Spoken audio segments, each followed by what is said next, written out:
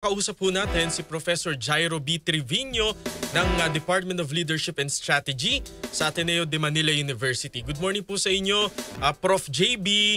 Can we address you as Dr. Trevino po ba? Hindi pa po. Good morning, Kuya Sander and Ate Angel. Good morning po. Pero soon to be, si Prof. JB. Sir, good morning po. Prof, ano po yung mga kasi napag-uusapan natin dito, no? Parang bare minimum na lamang ba, no? Ang trabaho ng ating mga Gen Z kumpara sa millennials. Ano po ba ang pinakamalaking pagkakaiba ng work values pagdating po sa Gen Z versus millennials? Ate Angel, nakakatuwa kanina sinusubaybayan ko yung pag-uusap niyo ni Kuya Zander. Ako rin po millennial, I'm 40 years old. Siguro magkaka-age tayo. Oo, magkaka-age tayo. Life begins at 40. Siguro ang unang magandang tingnan, yung profile ng Gen Z. Sinabi niyo nga po kanina, kung titingnan natin, sila yung nasa 15 to 30 years old now. So nasa early stage sila ng kanilang karera. Pero in general, yung profile ng mga Gen Z, number one, sila yung tinatawag na woke generation. Opo. Dahil digitally native, yung information accessible within the reach, may mga advantages and disadvantages po siya. Pangalawa, yung worldview nila, hindi na lang limitado, unlike nung lumalaki po tayo, millennials siguro mas limited. Ang pananaw nila, kunyari kung lumaki ka sa isang probinsya, hindi lang hanggang probinsya, but it's now a worldwide view. So naiiba siya. In terms of the way they communicate, kaya siguro minsan hindi ganun ka-approachable ang Gen Z dahil mas sanay sila sa digital communication, yung face-to-face interaction, sometimes it feels less natural to them.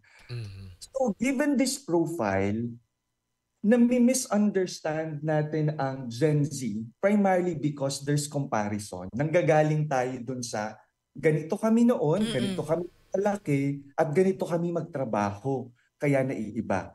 So para sagutin ko yung tanong kanina ni Ate Angel, yung work values talaga nila, mas rational yung response sa workplace conditions. Rational dahil ang bare minimum, sinasabi, ang ibibigay mo lang kung ano yung required and expected. Do not go above and beyond expectations. Simply because itong Gen Z, nakikita nila na yung work-life balance critical pala.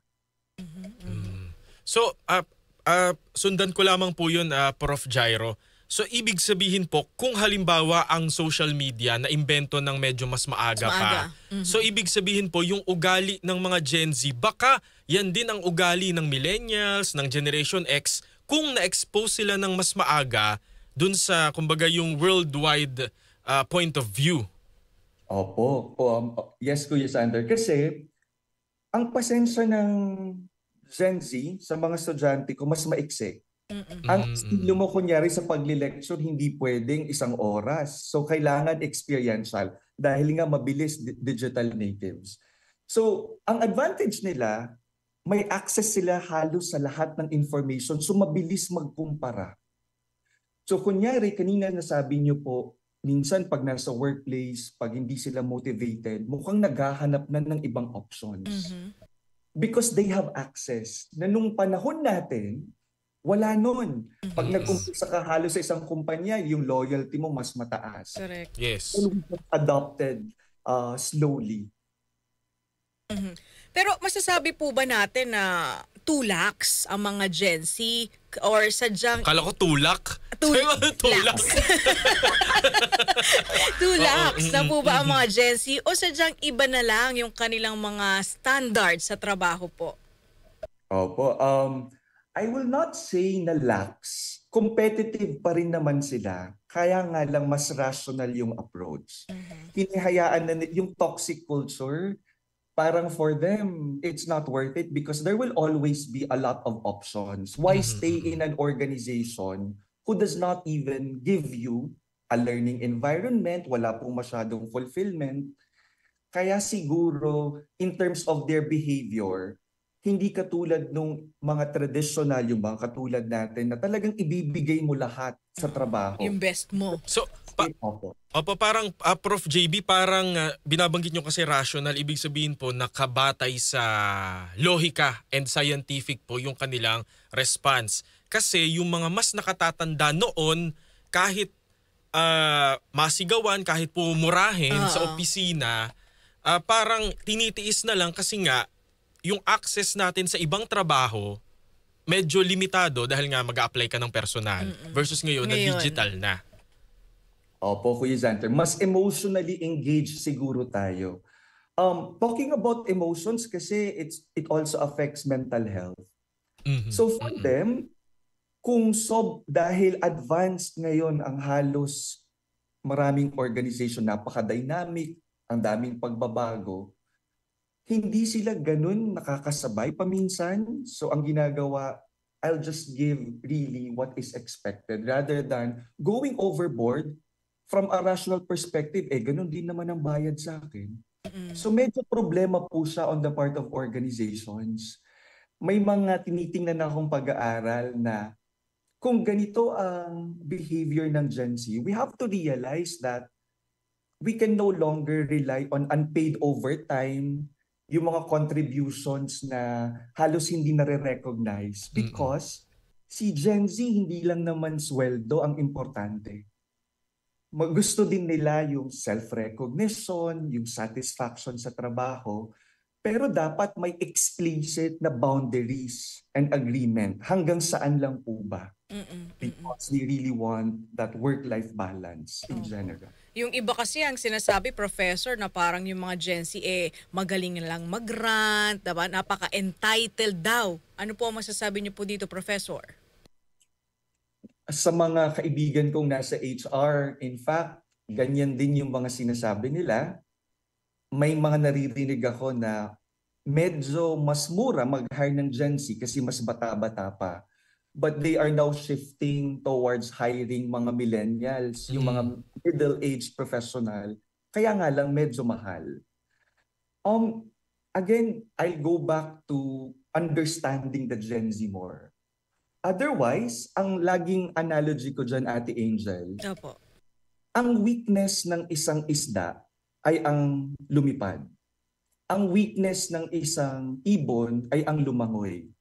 Pero yung ibon po at ang isda, they can always go from point A to point B using their own strengths and differences.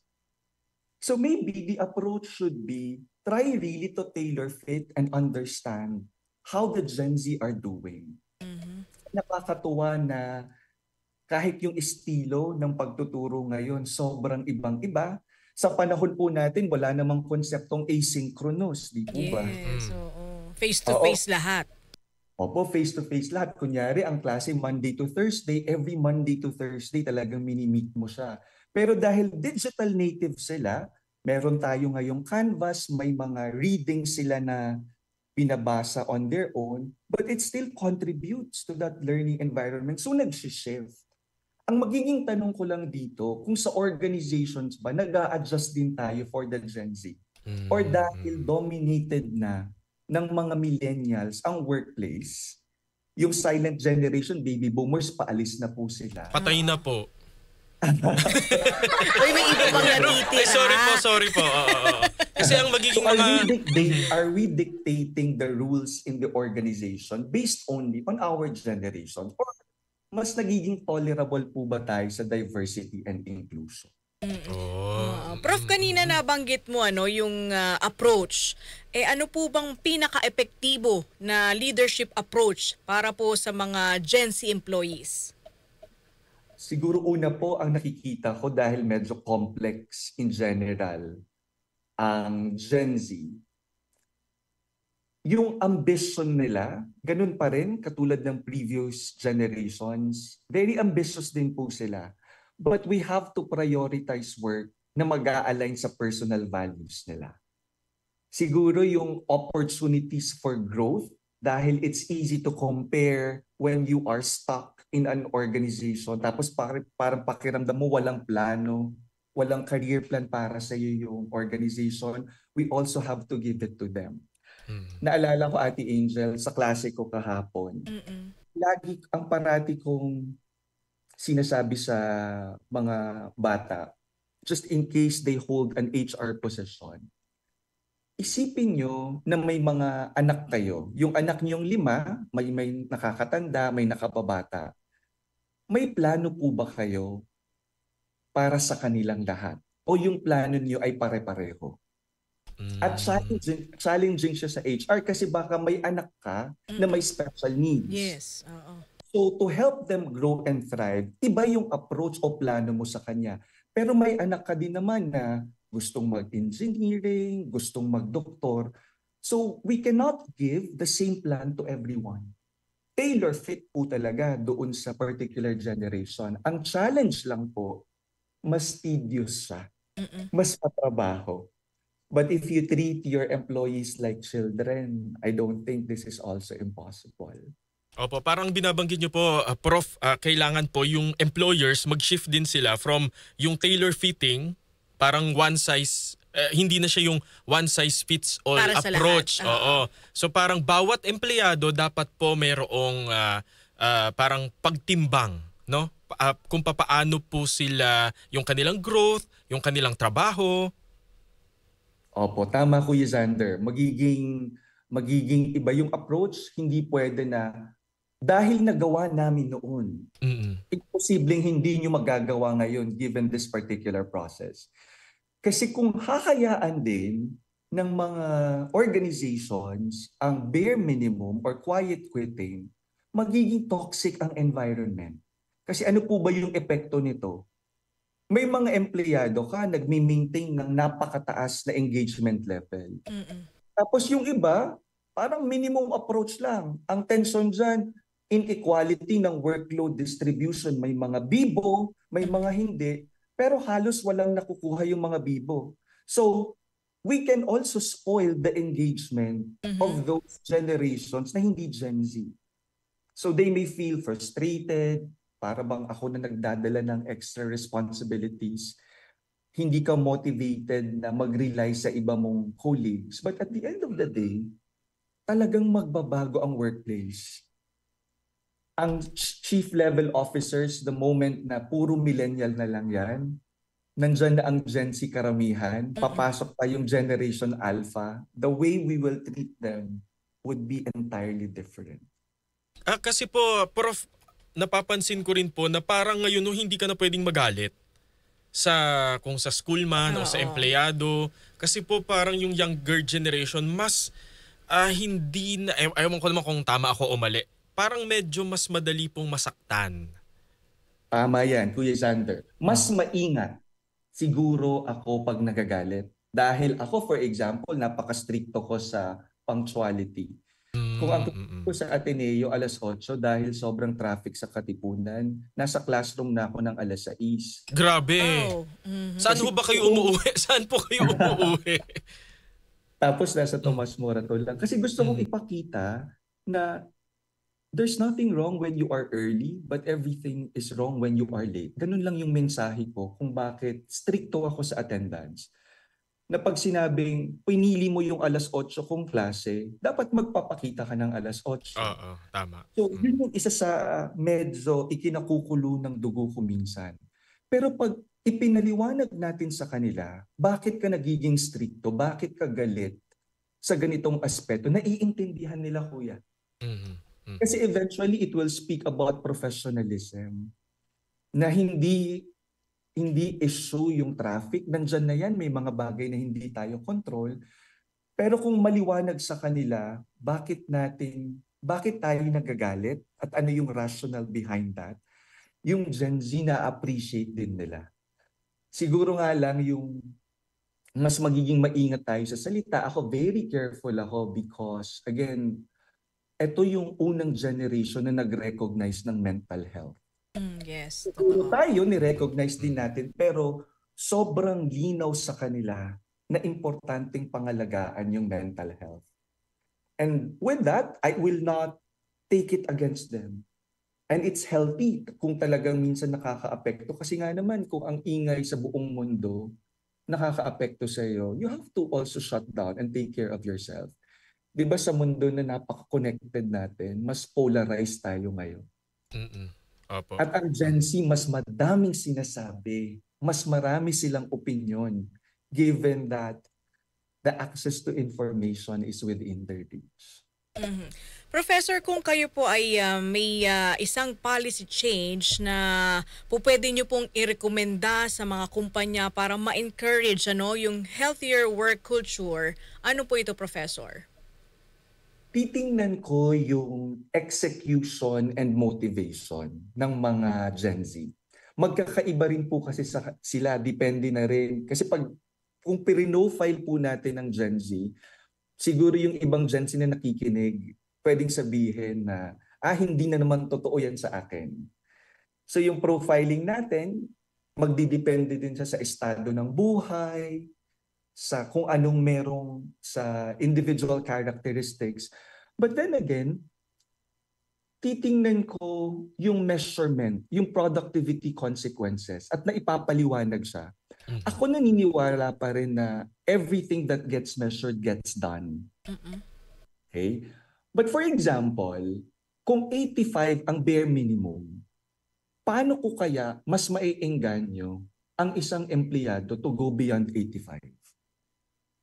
So I will be offering siguro some policies that somehow we are checking the measurement, but at the same time, we are not encouraging just the bare minimum. So measurement efforts na magbabago, titingnan yung mga polisiya. Ano pa kaya yung pwedeng mga workload expectations na kunyari ang 8 hours, sa totoo lang, yung average hours in the workplace, hindi naman talaga 8 hours. Kasi nga, 8 to 5, may isang oras kang break, hindi naman nakakount yun. The time that you spend from your house going to the workplace and the time that you spend from the workplace going back to your house is considered work, but it's unpaid, technically. Yes. So, given those situations, yung realidad, lalo na sa atin dito sa Metro Manila, paano po kaya mag-a-adjust? Ang pagbabago, yung mga polisiyang ganito, hindi siya madali. It will require a lot of conversations and consultation. But it's one of the constants in this world na hindi madali. Opo. At baka meron na lang din po kayo sigurong payo dun sa mga baka merong misunderstanding kasi between generations, 'di ba ho? Kung nagbigay kayo ng payo sa ating mga employers, doon naman po sa mga employees naman. Okay. Sa mga employees sa ating Gen Z, siguro ang isa rin sa maipapayo ko, understand kung pinipilit naming intindihin yung generation nyo, siguro it's also okay to understand the generations before you. Because with them are rich experiences na pwede tayong matuto, yung pakikinig. At the same time, kung ang magiging attitude ay laging bare minimum, laging sukat, it will also hinder growth. Kasi yung personal development and growth, wala naman yung sukatan. Okay? So maybe we give more to something where we are passionate about, but also try to communicate with generations before you. And that's my message to the Gen Z. Ayun. And with the sandali lang po before we let you go. Sabi po ni Brian sa YouTube, I couldn't agree more with Professor J. Grabe po yung influence ng social media sa new generation. Sa cellphone lang, malalaman mo kung saan may hiring. Since madaling makuha, madali ring mabitawan. Totoo po yun, no? Parang kung ang lagi kong advice sa mga estudyante ko, there will always be something better. Pero kung ang attitude natin ay laging hanapin yung something better, you will not stay in one organization. Opo. Diba? Kasi lagi kang naghahanap. Yes. Mas may okay na kumpanya, lilipat ka na naman. Pag nandun ka, maghahanap ka kasi hindi matatapos. Laging may kulang yung organization na nandun ka. Para magstay sa isang organization, aligned ba siya doon sa values mo? At ang maganda sa Gen Z, hindi lang salary ang tinitingnan. So talagang it's the total package. Nakikita nila yung kultura, napaka-importante. Ako, guilty ako sa generation natin. Malaking factor talaga yung salary. Pera. Other than that, may mga willing po na Gen Z na they are okay with a lower salary pero mas malapit yung trabaho. Sa bahay. Opo. Or mas hybrid yung work environment. They are allowed to work, for example, online twice a week, hindi laging on-site. So may mga trade-offs itong ating Gen Z. Opo.